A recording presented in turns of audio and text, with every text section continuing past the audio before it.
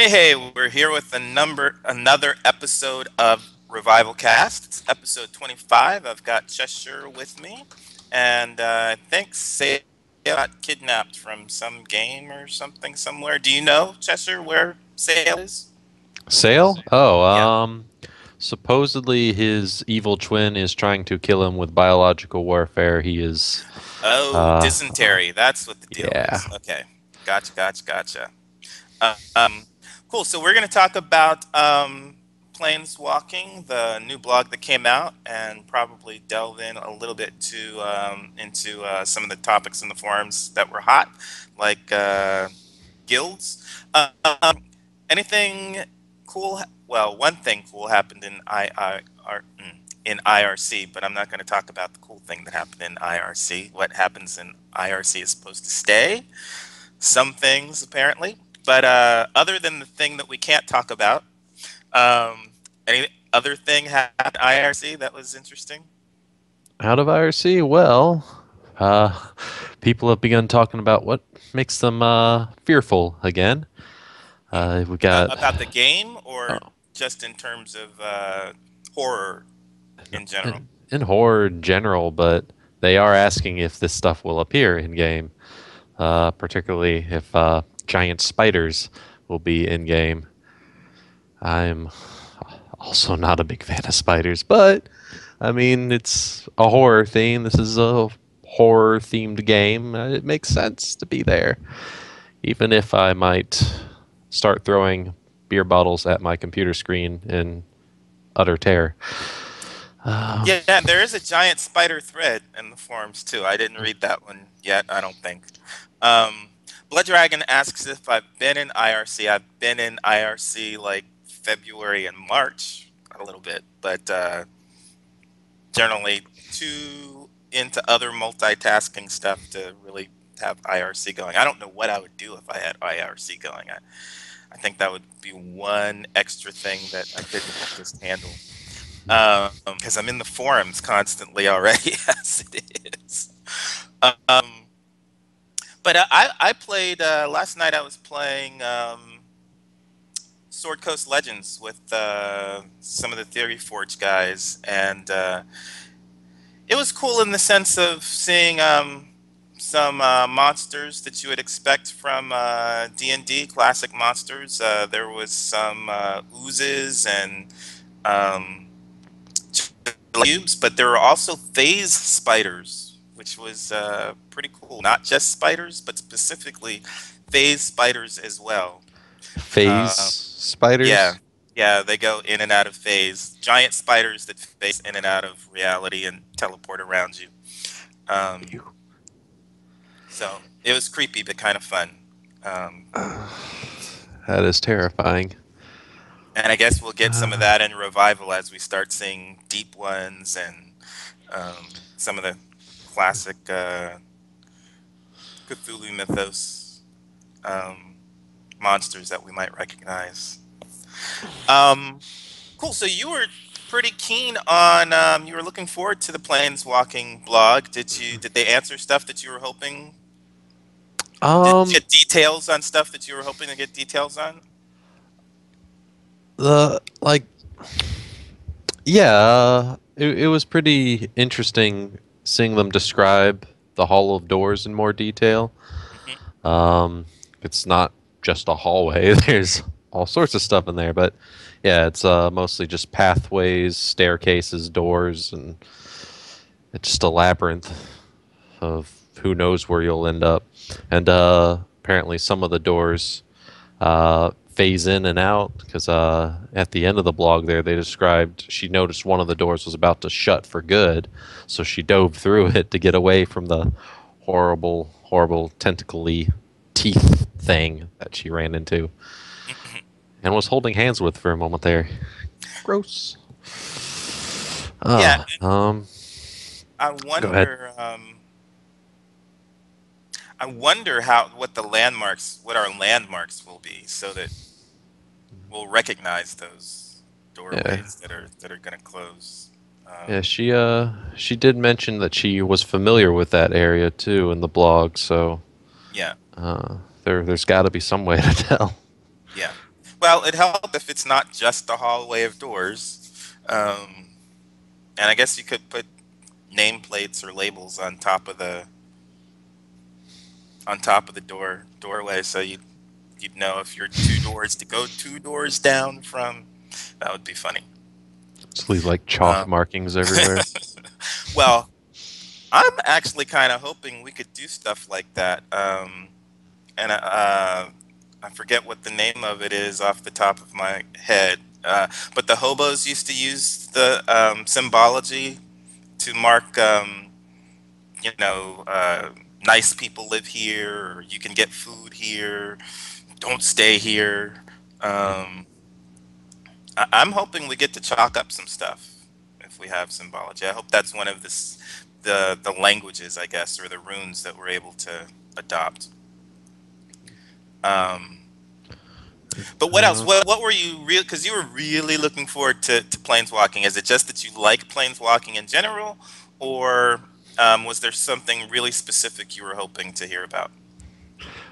well, if my forum name isn't any hint, I'm kind of a fan of the Cheshire Cat, and one of the Cheshire Cat's whole shticks is he just kind of phases in and out wherever he needs to be, and I don't know, it'd just be a nice trick to have, along with maybe some illusions to go along with it. I could really, I think I could nail down the whole Cheshire Cat feel as a character within Theliston without, of course, being a copy paste I'm the Cheshire Cat thing. That'd just be weird. But yeah, and also alchemy and crafting, how planeswalking affects that with the materials that you can find on the planes. Like she talked about those delirial drops for alchemy. I believe it was mentioned somewhere. Snipe used as an example that there might be like forges in the Dreamlands where you could forge, unique weapons. But the trick would be, how do you get the dream sword out of your dreams and into reality? Because when you go to the Dreamlands, you visit there as your dream self, not necessarily as your real self. So what you make there, you might not be able to get back out so easily. Um, so yeah, there's all sorts of things I'm really looking forward to figuring out with the planes.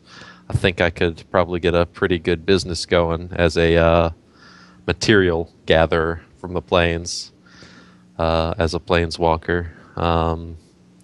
Also, smuggling was pointed out as a thing you can do with planeswalking. Hmm. It's kind of hard for customs to really do anything about somebody who just kind of phases into anywhere they want into the city. You can't really control Unless they that can do that too. unless they can somehow funnel planeswalkers to a certain point with something. There's not a whole lot they can do about that. I mean, they could be coming from any plane, anywhere. I'm sure there are people So, who can track that. oh yeah, I believe it was also mentioned that there are, you can sense when a planeswalker is appearing.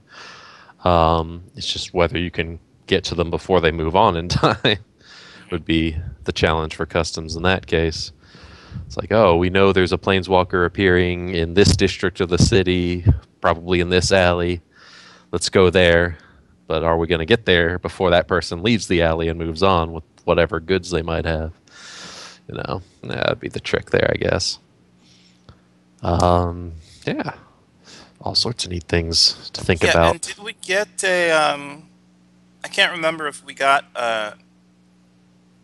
a sense of how much time. Are there limitations on how quickly, like a stamina thing, how quickly you can jump from plane to plane?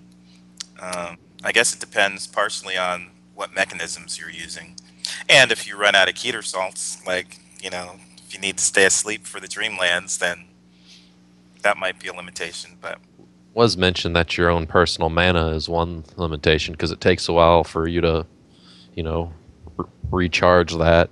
yeah, And it was mentioned that if you had the ability to tap into ley lines, you could use that instead of your own mana stores. right, right, right. That's right. But the particular character in the blog was against that because she didn't want to burn out or whatever it was Hmm. she was afraid of. Hmm. So yeah, there's a couple things to think about there. Get into tapping. Yes, you get more battery power, I guess, more options there, but with the risk of you immolating yourself in the process or whatever other crazy things could happen to you there. That sounds unpleasant. Yeah, and I was just thinking if people can follow you, there's probably other creatures that might be able to follow you too. You know, we get to the end of the planeswalking blog, and she's wondering what's going to happen with that creature that she Hmm. escaped from. Is it going to Yeah. be waiting there still where she left it, or Or is it going to will creep it along pop somewhere out else? later? Can it track her from its plane while she's on the prime plane? Like, there's all kinds of stuff. So those will be interesting things to find out. Yeah, that will be definitely something to think about in the future too. Hmm. One of the things that had come up in the forums, I think the week before, or maybe even 2 weeks ago. Well, probably 2 weeks ago, because there's that guild on Garatul that wants to try and create a city in one of the planes. Yeah, I'm not sure if that was a guild or if it was like my Well, yeah, initiative there. organization. Yeah, an organization Yeah, that wants kind of to get together for that. That was done by Randomize, who also does the uh, cipher, the Cipher magic on the cipher. Yeah. forums. Yeah, pretty cool person, I think. Um, but yeah, I wonder how they're going to pull that off because I mean, it was mentioned that you need materials to build a city from, and when you go when you like shift to another plane, you can only carry so much with you when you do it. So it'd be like a very big logistic issue there, I believe, unless the plane you're on has the materials needed to make a city of its own or whatever. Which is what I would think. I would think you're building the city from whatever is Present. resources are there. But one of the other things is that gathering NPCs is one of the criteria. Hmm. Um, and who knows if there are the types of NPCs that would be necessary for a city to grow. Hmm. Because crafting is part of that, the NPCs staying there and bringing crafting stations, like um, are people going to be able to meet those criteria? And that's kind of I want to jump real quick because now I'm thinking of the flotilla. That's one of the other Crazy ideas uh, floating out there, yep, kind of of literally. building having ships gather to. I think you were saying you were hoping for a neighborhood size Yeah. area. What gave me that idea was I've been playing Shadowrun Hong Kong lately, and the place you're kind of hiding out is in a neighborhood of Hong Kong, which is actually made up of old piers and ships and rafts, whatever, all just tethered together. And in fact, your safe house is just an old derelict ship, just parked in all that mess. And it was I was thinking that if a similar situation came up in Revival, like there's a city on a small island and it continues to expand beyond what the island can actually hold. Like if Crowns Rock were to, balloon outward, where would the new, neighborhoods come from? Would like the old northern docks, which are hardly used for more anyways, that already suddenly become kind of like its own ship tethered raft tenement there? There's all sorts of crazy things that could happen. Somebody else, I think it was Hans, mentioned maybe making even a whole city like that. Just a bunch of ships coming together out in the middle of who knows where and just kind of networking themselves together into this big floating raft city, I guess. um, so yeah, that's something to think about, but I don't know if the game would quite support that. I don't know. We'll see. Maybe storytellers will get behind that and allow that to happen. Yeah, I mean, it's possible that there could be one that was very, very, very large. I doubt they're going to let that to be a common thing. It's another issue of space and wanting there to be plenty of space for NPCs. And I think the devs even said, it can't be so big that it's blocking other people from getting to where they want to go. Mm. Um, but yeah, it seems like it should be doable on some kind of scale. I just don't know. I think it's going to be between camp size and outpost size, um, just based on the parameters that we saw in the doc that Snipe Hunter dropped on how camps grow into cities. But I think it's like with most things that we're thinking about, people should give it a try and see how far it can go. That's why we're founders. That's why we're in early, so we can try out a bunch of stuff and see what we can do. Um, Hopefully, we'll have people on that. So, Just keep flinging mud at the wall until something sticks, I guess. or Let's until see. they blow up the city, like Cthulhu can come down and stomp on it, so that all the boats say, "Hey, maybe we'll go somewhere else." There are ways to uh, make it so that we aren't we don't have an incentive to stay there. Imagine, De-incentivize us. Yeah. I just got crazy imagination here. Imagine Cthulhu waking up right beneath one of these big floating cities and just bursting up right through the middle of it all. Oh man, that would be so awesome. Well, maybe not so awesome for the people living there, but Uh, Snipe Hunter says that Cthulhu attacking your island is a great time to have a boat. Of course, if your island is the boat, then well, your boat GG. is the island. Um, Well played, Mr. Cthulhu. Well played. yeah. Mrs. Why does it have to be Mister? Hmm, that's a good question. Well, Oh, I'm going to jump again too because it was interesting as I was going through. We had a great thread about our ideal character. So I had to actually flesh out which one would be my ideal. My ideal at the moment is the 20th alt that I came up with, and might become my main if uh, we're able to do what I want to with Kongarai and the Garavi tribes. Um, and it's funny because often when I create characters, they start off as male. They used to, when I was in my 20s, before I got caught by a Persian friend of mine, my fantasy story characters would always by default start as white and male. Um, and she brought up that, Diggs, you can see yourself on billboards and on TV, but I can't see myself as a Persian on billboards and TV. And that started me thinking, yeah, why do my characters have to be male or white?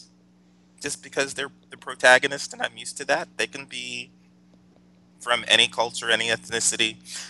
So this character started off as um, Garavi, which is kind of Egyptian and male, but when we got to the list of options down to I think sexuality, I was like, oh, why does the character have to be male? Why does the character have to be straight? Um, It could be lesbian. Oh, it could be transgender. So I put lesbian or transgender. I hadn't decided which one, and you kind of questioned the transgender. That threw you for a second. It seemed like. yeah. Because transgender itself isn't like it's not the sexuality; it's the sexual identity more. So, Yeah. like, if you're transgender, are you saying like when you put that in the sexuality line there, it kind of threw me off because I was like, what do you mean? Are you a male who turned female who likes women or men? I don't know. Right. Yeah. It's just I was wanting some clarification there. Yeah, and it becomes complicated. I was just going for the T and the LGBT.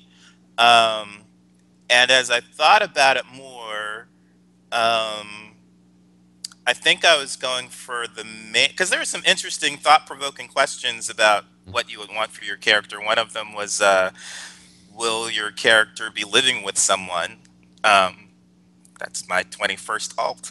Um, and so as I was thinking through, I was thinking this character would be lesbian, her partner would be transgender, probably actually female to male transgender.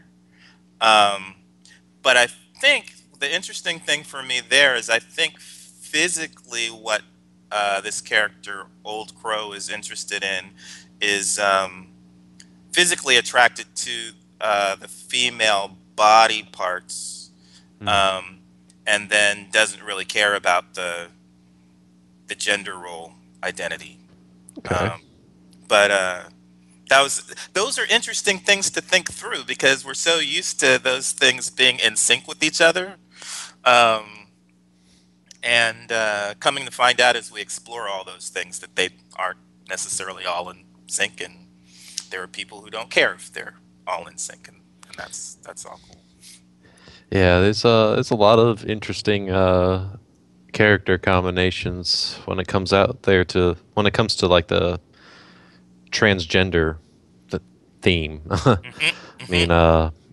because it could be male to female who likes women or men, or female to male who likes men or women, and it's like, and some people, different people have different opinions on that. Like, they might see a female to male who likes men as still being straight because originally they were female, or they might see him as being gay because they're Hmm. now male and they like other males. Hmm. Um, so it's also kind of neat to see how other people react to those types of characters. Yeah. I think. Yeah, Uh, one of the first things, this was, well, first things, this was probably about 4 or 5 years ago. I was reading um, a an article by someone who was saying that this is a person who is biologically female, and she says that she feels like a gay male trapped in a female body. Um, and the first time I heard that, that was like, wow, that just blows my mind. Like, yeah, um, because I think she's still a she. I think she was still identifying as a she, um, but was saying that attracted actually to feminine gay males, which is just yeah. fascinating. I want to explore some of that in the game. But the other thing that happened with that is, by default, I was also thinking this character originally would be 20s and 30s. And then as I saw everybody like coming in with 20s and 30s, I was like, yeah, why am I defaulting to 20s and 30s? I should just go ahead and make her 50 something, and see where the game takes that. Yeah, it's going to be interesting having a game with aging characters, or even characters that can start in their advanced years there. That's something I'm definitely looking forward to seeing how that works. I mean, personally, I'm probably still going to be starting in the younger spectrum there myself, um, but I'm still looking forward to seeing my character as she ages, how she develops over time. Were Maybe you? even find a Did, way to cheat aging. well, yeah, that's one of the things to explore for sure. Um, did you actually set your character down? I don't remember seeing the details for your character in there. You're constantly changing them anyway, so. Yeah, I don't have a real set. There's a few things I do have set. I change a lot of the other bigger details, but I mean, one thing I know I'm going to have is I'm going to play a female character because of my own transgenderism. Uh, it's just an escape for me to play a female character. So that's one hard thing I've got down. Let's see. Beyond that, uh, a lot of the other details are still up in the air. Like I mentioned a moment ago, I do intend to play starting at the younger end of the spectrum. So to try, I guess, to capitalize on the full female life experience, I guess. If that sounds weird, I'm sorry. Um, Start off young, just go through the whole thing. Um, yeah, that's pretty much it.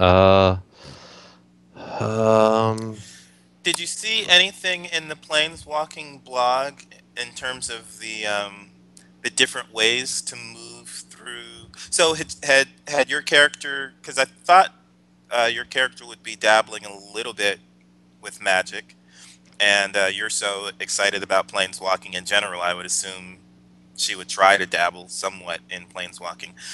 Was there anything in terms of the mechanisms that are used to get to the different planes that you thought I want this one instead of that one for my character?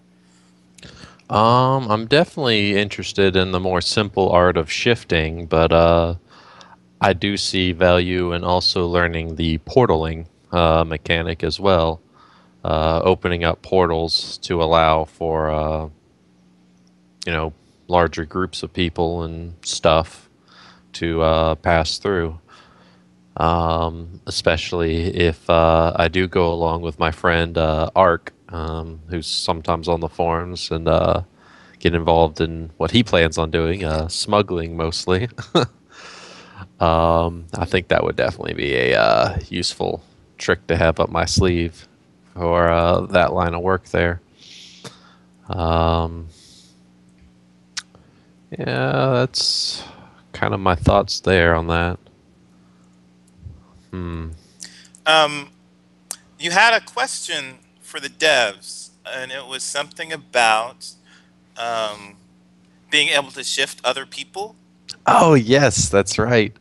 Um, One thing I thought would be kind of amusing for me is if I could, as I'm casting the shift, grab a hold of somebody and pull them in with me, or something like that. I think that would just be an amusing way to kidnap somebody or cause trouble for somebody who maybe they aren't a planeswalker, and if I leave them there after shifting, they're kind of stuck. I don't know. That's just an amusing thought that crossed my mind, and I was wondering if it would be possible to do something like that. Forcefully shift somebody. Yeah, I'm thinking since they're wanting 7 seconds to be about the longest that you can kind of Snipe Hunter just negatively said yes. impact last week. Okay. That's a That's a thing now. oh, though we also think there have to be some restrictions, but still. Of Um, course. Balance, you know. yeah, because that's an effect on a character that's going to last longer than 7 seconds. Oh, yeah. Especially if they're not a planeswalker, they're going to need some help. Yeah. But, Um, drunk, naked, dancing guy on table. I know what I'm doing to you now. and that's part of my thing. See, there's other ways to get to people without killing them, right? If you're in a tavern where Just killing because I them hit is not, somebody doesn't mean I'm going to kill them. I can just beat them up and throw them outside. well, yeah, and that's why I said so. It's different, and that's the cool thing about revival is that we can do that. We can have non-lethal combat. Mm. It's a nice thing. Yeah. So. Push this naked dude through to other place. That would be hilarious. Hmm. Just going back to the whole Cheshire Cat idea, just kind of sneaking into somebody's place, catch somebody in the middle of the sex minigame, walk up, shift. Oh, that would be amusing. Thank you so much for those ideas. And it sounds to me like you need some signature way to leave the smile behind. Yeah, that would be awesome if I could get like the, I don't know, maybe some kind of mask that kind of doesn't fade away as quickly as the rest of me does or something. I Hmm. don't know. That would be kind of cool. Uh, Snipe Hunter says, yeah, I think non-lethal combat is really important, actually. If kill them is the only thing you can do, a lot of the nuance of the world just goes away. mm, Um, yeah, I think that's gonna, how we interact with people is gonna be very, very, very different than what we used to, just because we have so many different options for player versus player, even. An illusion of just a grin or something, Snipe Hunter says. yes, I would love having something like that. That reminds me of another thing. This planeswalker in the blog was a worshiper of Hylathe and Sirith, two Hmm. goddesses I've expressed a lot of interest in, and I was like, and the her roommate character is a alchemist, and I was like, I got this weird feeling that the devs were spying on me and Ark because Ark wants to be an alchemist. It's like it hit on a lot of things we've been talking about um, together in our own private chats, and it just I found that incredibly amusing. And the character in this blog also called upon Halathe to do that smoke screen spell at the Hmm. end there. So yeah, mentioning that grin illusion, I think that would be something I could probably pull off as a Yeah, worshiper of Hylathe. yeah. Um, all kinds of things of coming out of smoke, and that's got a lot of great imagery there. Mm. Um, so we were also going to talk about guilds, and because we had a great thread about guild functionality. Did you want to say something else before we jumped over? No, Okay. I'm ready to move on. Um, and one of the things there that people were talking about, it was kind of interesting because I don't know how much of the thread you followed, but um, people were wanting to be able to join more than just two guilds, Mm. um, because they might want to do something like I don't know, be a mercenary and be a whaler, but also have crafting skills, or be a mercenary and a mage, but also have crafting, belong to a crafting guild. Um, but crafting guilds aren't really separate in that sense. It's not like there's social guilds and then crafting guilds as a category. It's all charter organizations and secret societies. Um, Kind of. I mean, within the guilds, there's different categories of guilds or right. chartered organizations. One of those is a crafting chartered organization Yeah. with further specialization into the type of craft. But what a lot of these people, I guess, didn't seem to realize is that a guild may start off as, like, say, a martial order, right? But your guilds can evolve over time and get more tags added to them or taken away depending on their actions and impact on the world. So a martial organization, martial order, could become a crafting guild known for its armor and weapons or something like that. Or I don't know, they could even have an awesome group of tailors in there for Yeah. whatever reason, but and somehow get well known for that. Um, a, a guild can be more than one type of specialization. They just start off as this, but they can evolve into this. Yeah. As for the number of guild thing, personally, I think the limit of two might be a little bit too low. That's just me. Uh, but I also don't really, at the same time, I don't really see a reason to have. I need a specific crafting guild. I need a specific combat guild. I need a specific magic guild to be a part of. Because I'm like, why not just join one guild and work to evolve it? So Yeah. it's like I'm kind of mixed feelings there. And I think you don't have to join. You don't have to officially join the guild to be able to do stuff with the guild. Mm. Yeah, I mean, I guess the guild tag stuff only really affects the how the NPCs react to you mostly. But like if a crafting guild has an order coming up, it does that their own membership might not be able to fill in their own doesn't mean other outside crafters from other guilds can't come in and chip away at that, help out with that, or um, a martial order can always take a say there is a blacksmith out there who also fights, but he's part of a blacksmithing guild. He can go with the fighters guild on their little excursions or whatnot. I don't think there's anything actually stopping that mechanically. So, Or, yeah, using their crafting stations or whatever. You don't have mhm. to belong to the guild in order for them to let you use their crafting stations if they like you. There's some give and take there, I think. Um, what were Hmm. you seeing? What else were you seeing in that particular the guild functionality? Oh, let me think. Besides the evolving of guilds, let's see. We covered the number of guilds. Oh, secret organizations.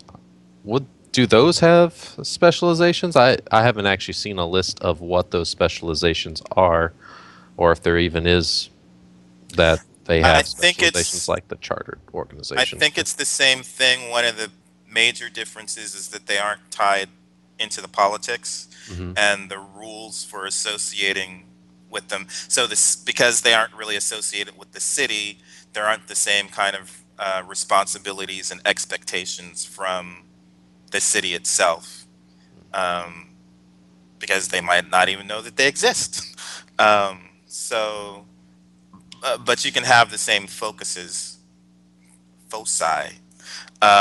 as the charter organizations in terms of skills. Okay. Okay. Let's see. What else do we got for guilds? This kind of part where I wish Oni was able to make it. Well, Oh man, 'cause I he was. he has a lot to say about guilds. But Gotcha. Yeah. yeah. But let's see. I've also been doing some experimenting with just guild ideas, as people who have looked at the Emerald Dawn thread have probably noticed. That thing shifted focuses almost as much as my shift of character focus has Hmm. changed. Um, I've had it as a religious order. I've had it as a Witcher-like monster hunting order at one point. Simple mercenaries. It's been all sorts of things, and I was just like, I'm thinking of all these different things people could do, and I'm like, I wonder. I mean, it's still really early in development. I don't expect to see a whole lot of guilds, but I was like, I'd expect to see some more guilds than we have. And I like reading the ideas that they post for their guilds so Hmm. far. Um, that one that just showed up on the forums, what, yesterday or the day before, the Hunter's Dawn. I was like, Hmm. that looks like what the Emerald Dawn was at one point, a Hmm. monster hunting guild. Um, but yeah, just then there's the whole they were talking about spying and assassination with guild politics and stuff like that. Um, and I was like, with just the limit of two guilds, I kind of see that that would be a bit more difficult for spies to do their thing if they're only limited to the two guilds that they can officially join. Um, it seems like that would kind of put them in a bind there. Depends on what kind of spying you're trying to do. I don't know why Yeah, people think of spying as belonging to more than one guild. That's that's a interesting. I mean, it's a big part of the that's like the way it was done back in MMORPGs. which is what a lot of people have their spying experience from. So they have But these prior expectations here. from a game versus a world, which Yeah. is what I'm saying is it's interesting to think of. Well, because I don't even really think of MMORPGs as games. That's not why I play them. I don't play them for the game part. I play them for the world and story building part. Um, so I'm not usually trying to exploit the game mechanics to do a bunch of stuff. I'm wanting to explore the world aspects of them. Um, and so, just like in real life, you can belong to different groups without being formal. If I want to learn a new dance technique, I don't have to actually join a school and be an official member of the school or the staff or student body. I can just drop in or hang out with the But people afterwards. There's all kinds of ways to learn techniques without yeah, belonging. as far as like information gathering part of spies, yeah, that you would be completely right. But there's also the influence part of spying, the saboteur part of spying, where you would probably have to get into the guild, get the guild's permissions set to where you get access to certain things you wouldn't have before and be able to take and act on the information that you have gathered as well. Just another part of spying, and even more so, assassination. Um, and, you know, stuff like that. So I could still see where these people are coming from about, I want to be able to join more than just two guilds to be able to do this. Yeah, I don't know. I wouldn't say that that's part of spying. And there is, it's part of, see, I would say that's part of PvP. That's not part of spying. That's part Spies of can be PvP. PvP too. But, but I'm saying PvP is really a special thing, and that's another kind of game thing. That's a game thing, not a world thing. Mm, But there's still ways to do that without character assassination is going to be possible without having to be part of a guild. Um, there's aliases, so there's way to infiltrate. There's way to influence, important people. There's all kinds of ways to to do spying and sabotage without formally joining a guild. And I think people will see that once we actually get into the game. Um, yeah, I just think that there may also be some things they can't really do without formally there's gonna joining the guild too. it's revival. We are not gonna be able to do everything that we want to do for sure. Um, but yeah, one of the other things that I think people seem to me to not be thinking about, especially when they were thinking about crafting guilds like a blacksmithing guild, is all of these charter organizations are going to be involved uh, integrally with politics, with renown, with reputation, with karma. Um, and that's another reason I think that we aren't going to be able to have, 4 and 5 and 6 and 7, because all of those are going to impact each other. If somebody was saying, I might be part of a navy, but want to also be a gambler in my off time, and you can be a naval officer and go hang out with the gambling guild and gamble there if you've got those skills and want to do that. But the naval order might have problems with the Mm, karma and reputation associated with one of their members becoming a member of the gambling guild as well. That's going to have implications that, you know, the leaders of those guilds may not want because of the conflicts and the impact on their reputation. yeah, that's one thing I was thinking about that would have reason for a guild limit is the karma system. If you're part of every guild in the city somehow, if you manage to get your way into all of them, how would the NPCs treat you? Because they might hate these groups of guilds, but they might like these groups of guilds, That's my and point. you're kind of somewhere. You're in both. How do they? That's a lot of things for them to try and process mechanically to determine how they're going to react to your character if you're part of that many guilds. Yeah. So while I'm not, while I would love for technology to be there where I could have that level of being able to join anything I want like that. At the same time, I understand that we need to put some kind of cap on it. Like, I think two might still be a little too low, but at the same time, I don't think we need to be able to join like 10 or anything like But we have crazy like things that. like that. We have things like that in real life. You can't be registered as a Democrat and registered as a Republican. Um, in college, you can join one official fraternity. You can't.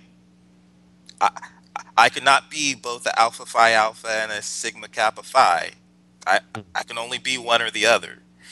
And there's some honorary fraternities that I can join, but the primary official fraternity, you can only belong to Mm. one, and really one ever. I'm not aware of anybody who jumped from one fraternity to another. It might be possible, but that's not a That's common thing. more that's more on that particular organization. They restricted their own membership that way. It's not the It's not like specific organization; it's the organization type. yeah, it's just it nothing saying like there's no like rule in the real world saying I can't be a member of the military, in this Democratic Party, in that college fraternity, and you can be Hmm. part of as many types of organizations, or sometimes even the same type of organization multiple times that you Can want. you Really, it's can you be in the Army and Navy at the same time? you cannot be in both branches of the military at the same time. Um, you in some cases you can switch branches. There are people who go from one to the other.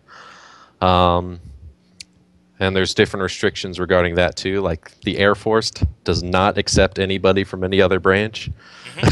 That's their own restriction there. But like the Navy might accept somebody from the Army or vice versa. You Hmm. know. Um, so yeah, it's But that's what I'm saying. So we're talking about categories. So the way this seems to be set up is that charter organization is this type of category where you can't be in a wide variety. There's limitations on that. Um, you could be in, and it's separate from the charter organization is kind of separate from the secret society. So while you might only be able to be in two, I don't think that includes secret that's society. that's something I'm still not clear on either. Does the secret society count towards that too, Max? It's like part of me wants to say no. Part of me is like, but they haven't really said. You know, they haven't really. It doesn't seem like they've really come out and said that. Hey, guilds and or chartered organizations and secret societies are completely separate. They have their own separate caps on what you can be in. Yeah. But something, I got a feeling that they are kind of restricted by that same cap because I think one time Snipe Hunter mentioned that one of the reasons why they did too was so you could be in a guild and a secret society at the Hmm. same time. But I might be a little fuzzy on that. Maybe I Yeah, I imagine. thought that what popped up was like two and one is one of the last things I saw. Two. I mean, what I saw mentioned was, as an example, was two charter organizations and one um, secret society. But yeah, we'll have to try and double check that if they don't respond in chat. What was? Oh, there was an interesting thing that popped up. Let me see if I can find that real quickly about the guild badges. The guild. Someone was asking again about commissioning the devs to create their emblems Yeah. for them.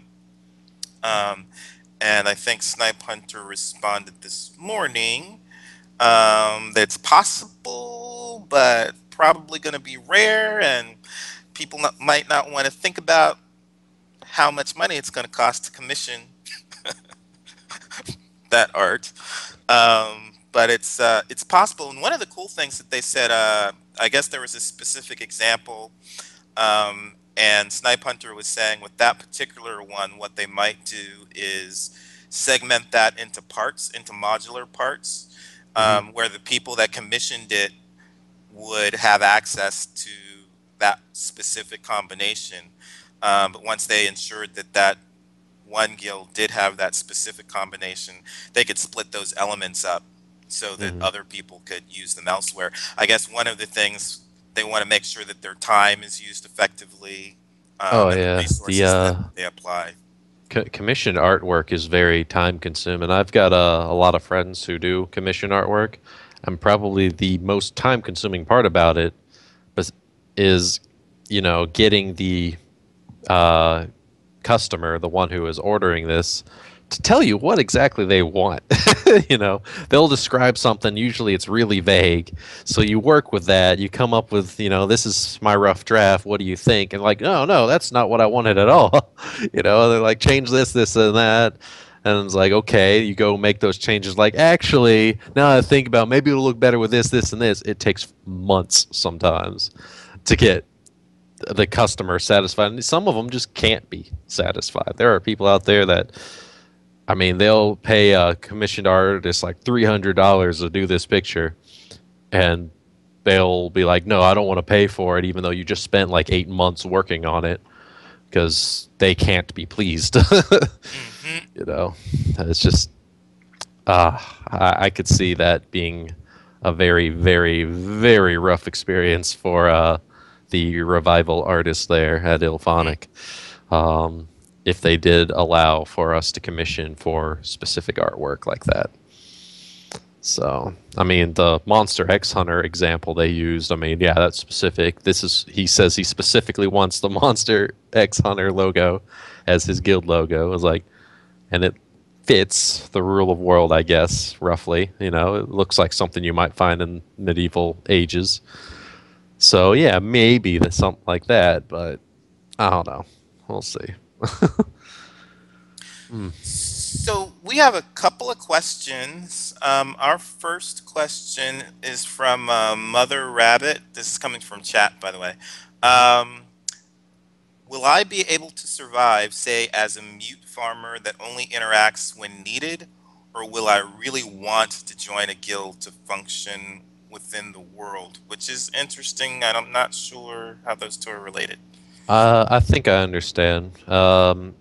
Basically, it's like, would I get better benefits from joining a guild, or would I be able to function and find in the world solo? And by that, I mean, as a solo farmer, you're going to have to do your own legwork to try and get markets that will want your goods. Whereas a guild, these markets will be coming to the guilds to be like, hey, we need these. They might not necessarily go to the solo farmer. So the solo farmer might have to Oh, do their own legwork to get that kind of stuff. I yeah, think. no, No? no, because when you start crafting the NPC, that gives you tags, and the NPCs will, as you gain renown doing your Yeah, crafting, you might get some NPCs, renown, but maybe not NPC, as much as a guild would. A guild might they're have a gonna, lot more wider network there, much larger um, influence like that than a I think, person yeah, working on their I own. think they'll be getting different stuff. It might be on a greater scale and all of that, but um, you know, just because there's a guild doesn't mean that they have the specific techniques that you have, or that they have the people who have the If expertise that you have. So, if you are um, a solo player that managed to find a secret to farming that other groups don't, then yeah, maybe. you're And experimenting. That's what the mini games are for. even if you don't, I mean, there's still going to be need for farmers outside of guilds anyway. So I mean, yeah, I think as a soloer, you're still fine. It's just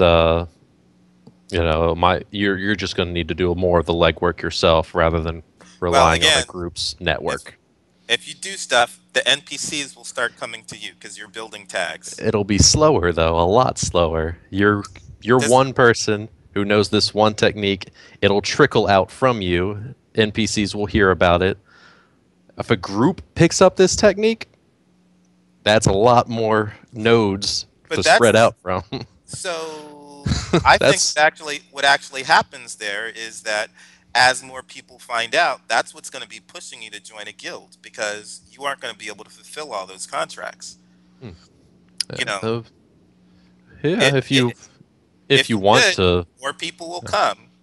Mhm. And at some point, if people are trickling in, then that should be sufficient. But if a ton of people trickle in and you want to be responsible for fulfilling those orders, you might need larger and larger people to help you Yeah, fulfill you those may orders. have to if that's what you want to do. Then yeah, but And some of that is um, we can fail contracts. It's not just hmm keep going until you succeed at the quest.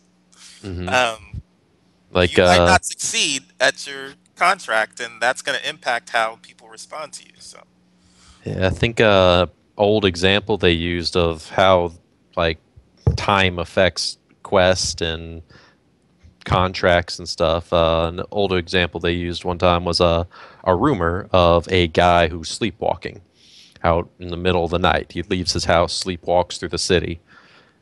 You could go look into it, but if you just kind of let it sit for a while, things may develop further. Maybe he ends up summoning some creepy monsters in his sleep somehow. I don't know.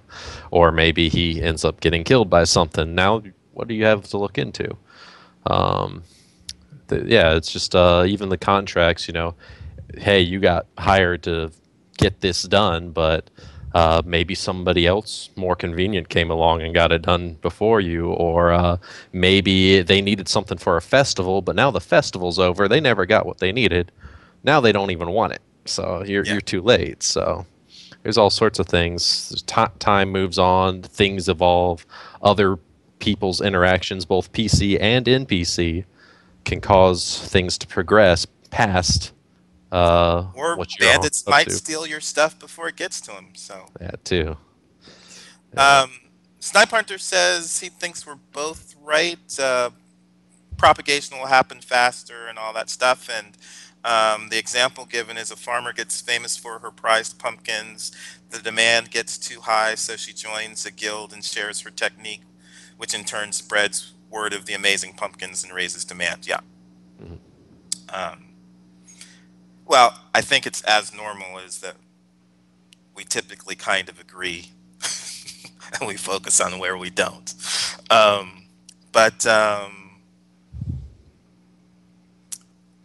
answering something else, yeah, for sure, especially as supply finally meets and maybe even exceeds demand. Yeah, all of that. It's going to be really, really, really fascinating.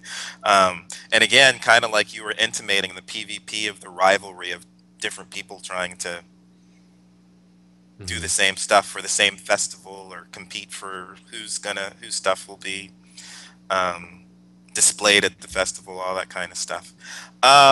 Then we had a really fascinating question from Snipe Hunter. Should criminal organizations organize as secret societies? And if so, should they specialize as a way of informing the criminal underworld of what they do? That would be interesting, I think. I mean, there are different types of criminals. You got smugglers, you got thieves, you got assassins, you got pirates, um, and reputation matters to them. So, yeah, I think it would be uh, just as proper for them to have these specialized tags to their secret society saying what they are. I mean, sure, they're not going to go out in the middle of the street and advertise who they are, but through the, I guess, criminal networks in cities, that might spread, trickle in its own channels along to groups who may be interested in that, people who've got their ear to the ground for that kind of thing. Um, So yeah, you might hear from your say you're an alchemist who gets keter salts from a smuggler, you're in a rivalry with somebody and you just want to get rid of the other guy. You might hear from your smuggler contact that hey, there is a group of assassins in town who may be looking for work, and he could be kind of like the middleman in that kind of exchange there too. So yeah, I don't know, it'd just be kind of neat. Lots of interesting potential there, I think. I'm noticing Sir Bayou in chat, and that's reminding me I should probably try and get Sir Bayou on cam with us sometime. Um, if they're available. We'll have to track that down. Um, yeah, I would have worded that a little bit differently. I would have asked, should underworld organizations organize as secret societies and not necessarily focus on criminal? Because I think to be part of the underworld, you don't necessarily have to be criminal. And I don't necessarily think of criminal Lawful evil. ominous secret societies. Cults and things like that aren't necessarily criminal. Yeah. There's plenty of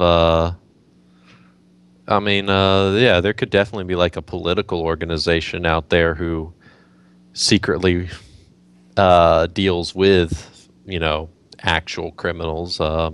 They aren't criminal themselves, but they are Mhm. still part of the underworld infrastructure there. Um, Yeah, and I think Umbla might have mentioned something that a while back. I think I saw last week, from months ago, mentioned kind of the Crown's Rock or the Less Than Justice League might be more likely to be a